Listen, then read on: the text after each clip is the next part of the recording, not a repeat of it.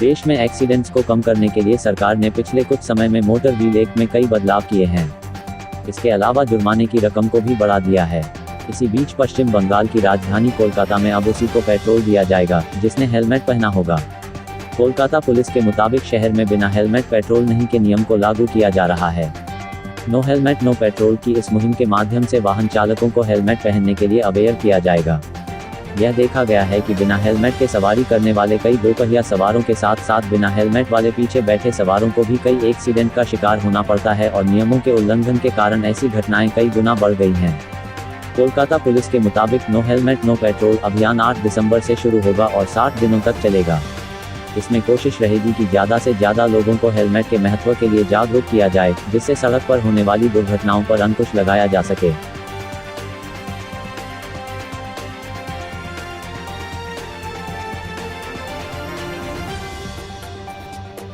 बरेली के कुछ ठगों द्वारा दिल्ली के एक व्यापारी को 9 लाख रुपए में जादुई बल्ब बेचने का मामला सामने आया है। ठगों ने व्यापारी को ऐसी पट्टी पढ़ाई कि इस बल्ब से उसे सोने चांदी जैसी कीमती धातुएं मिलेंगी और घर में समृद्धि आएगी, लेकिन वास्तव में वो एक साधारण बल्ब निकला। ये शातिर ठग लखीमपुर खीरी के निवासी हैं। आरोपी ने खास चुंबक के जरिए बल्ब को अलग अलग तरह से जलाकर दिखाया और बिजनेसमैन का भरोसा जीत लिया। जब ठगों ने इस बात को भांप लिया कि व्यापारी उनकी बातों में आ गया है, तब ये ठग उस बल्ब को 9 लाख रुपए में बेचकर वहां से निकल लिए। व्यापारी कोरोना महामारी के कारण कारोबार में नुकसान झेल रहा था। ऐसे में आसानी से पैसा कमाने की चाहत में वो ठगों की बातों में आ गया। इस अजीबोगरीब धोखाधड़ी का मामला तब सामने आया जब तीनों आरोपियों के खिलाफ थाने में शिकायत दर्ज हुई। पीड़ित बिजनेसमैन और शिकायतकर्ता का नाम नितेश मल्होत्रा है।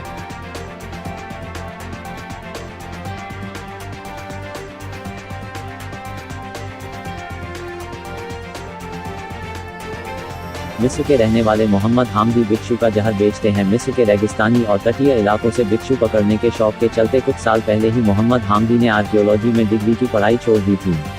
वह इन बिच्छुओं का जहर निकालते हैं, जिसका इस्तेमाल दवाएं बनाने में किया जाता है।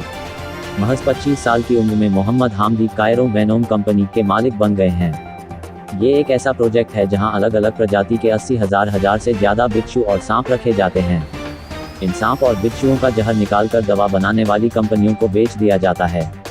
मोहम्मद हामदी बोश्ता बिच्छुओं का ये जहर यूरोप और अमेरिका में सप्लाई करते हैं, जहां इनका इस्तेमाल एंटीवेनम डोज और हाइपरटेंशन जैसी तमाम बीमारियों की दवाइयां बनाने में किया जाता है।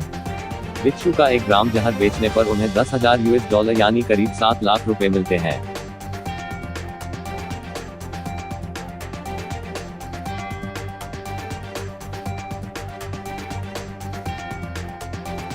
यूपी की योगी सरकार माता पिता और वरिष्ठ नागरिकों के भरण पोषण एवं कल्याण नियमावली में संशोधन करने की तैयारी कर रही है।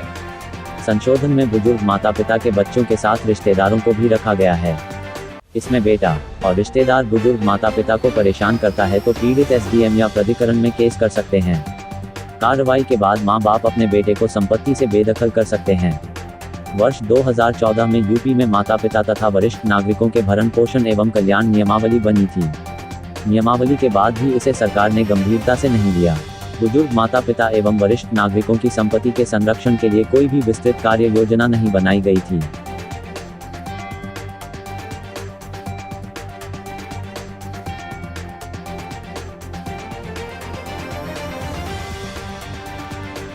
बाइक सवारों को सड़क दुर्घटनाओं ने बचाने के लिए सड़क परिवहन एवं राजमार्ग मंत्रालय ने सेफ्टी को ध्यान में रखकर कई नियमों में बदलाव किए हैं।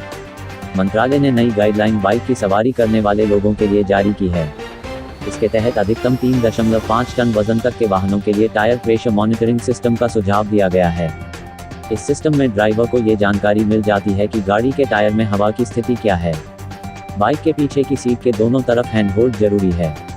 हैंड होल्ड पीछे बैठे सवारी की सेफ्टी के लिए है। बाइक ड्राइवर के अचानक ब्रेक मारने की स्थिति में हैंड होल्ड काफ़ी मददगार साबित होता है। इसके साथ ही बाइक के पीछे बैठने वाले के लिए दोनों तरफ पायदान अनिवार्य कर दिया गया है। बाइक में हल्का कंटेनर लगाने के लिए भी दिशा निर्देश जारी किए हैं। इस कंटेनर की लंबाई 550 मिलीमीटर, चौड़ाई 510 मिली और ऊंचाई 500 मिलीमीटर से अधिक नहीं होगा।